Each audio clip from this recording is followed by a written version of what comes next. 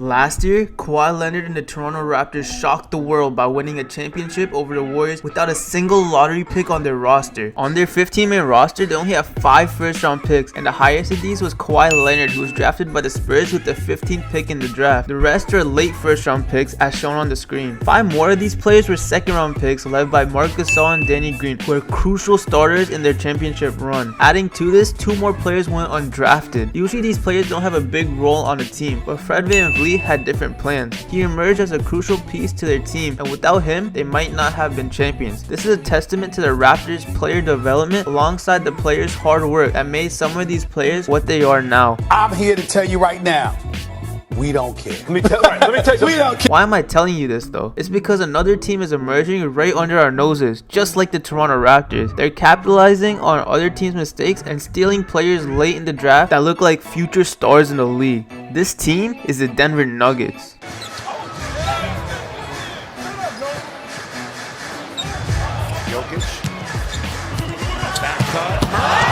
The Nuggets have been great the last 2 seasons. So far in the bubble, the Nuggets are currently 2-2 and holding on to the number 3 seed by 1.5 games. During these games, the Nuggets' young talent has shown out. The team is full of second-round picks and players that fell in the draft, which has made the Nuggets into the possible future dynasty they are right now. Besides the usual suspects in Jokic, Jamal Murray, Will Barton, and Gary Harris, more players have stepped up, such as Bol and Michael Porter Jr., who just had back-to-back 30-point games. Now that he's not injured, we're finally seeing MPJ's full potential. But before we get to him, how did the Nuggets get all these players from the draft? How did all these future stars and possibly superstars fall to them? Especially since they have only had 2 top 10 draft picks since Carmelo Anthony was on the team. And even then, only one of them was theirs. It all started in 2014, the year that Nikola Jokic was drafted by the Nuggets. They took a chance on the Serbian big man who apparently slept through his draft pick.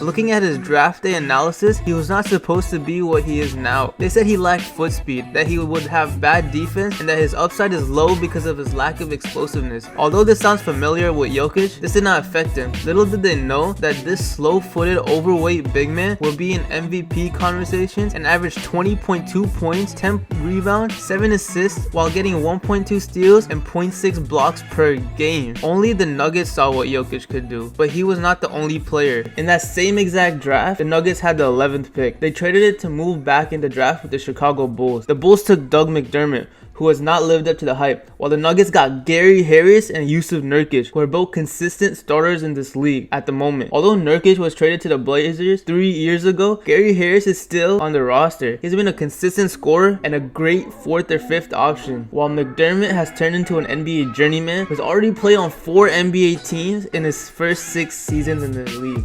With 2020 hindsight, it's safe to say that the Nuggets won this trade. 2 years later, the Nuggets did it again. In 2016, the Nuggets got the last of their haul from the Carmelo Anthony trade, which turned into the number 7 pick in the draft. That pick was Jamal Murray, who has been the Nuggets' go-to second option. He's blossomed into a great player and a walking bucket. He will probably be an all-star in the near future too. Once again, the Nuggets capitalized on another team's poor decision-making and have found a future star. During that same offseason, the Nuggets acquired Will Barton from the Blazers for Aaron Aflalo, who is not on an NBA roster at the moment. Will Barton, on the other hand, has been a completely different player since he got traded to the Nuggets. He's been a key reason for the Nuggets' rise in the past 3 seasons, and fast forwarding to 2017, the Nuggets also got another steal in the 2nd round with Monte Morris with the 51st pick in the draft. At first, he was a two-way player bouncing in between the G League and the NBA, but now he's a quality backup to Jamal Murray and a great shooter off the bench. He even starts some games when the Nuggets guards are injured. Morris is nice, but the 2018 draft is what I believe will turn the Nuggets into future NBA champions.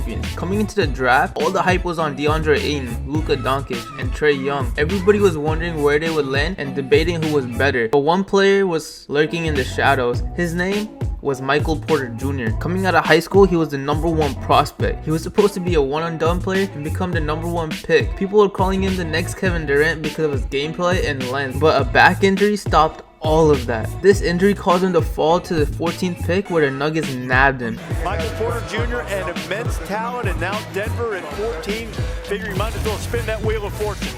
Well, I do think we're right in saying that he has the ability on the offensive end of a number 1 overall pick. He's a very gifted athlete, very fluid at 6'10" with a 7-foot wingspan and very skilled.